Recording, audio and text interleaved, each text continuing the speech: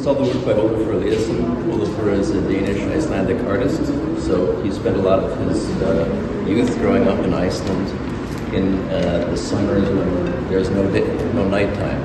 And he was influenced strongly by light. The quality of the light when the sun doesn't go down, it's not the same over the day. So you get some really strange effects and interesting effects that really influence his process. So his work is very about optics and light. And this is, I think, a piece that exemplifies that.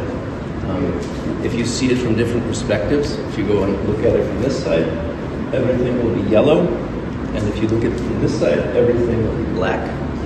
And if you look at it from the front, it's mirrored. So it sort of represents a day-night cycle or a seasonal cycle, naturally inspired from that beginning when he was young.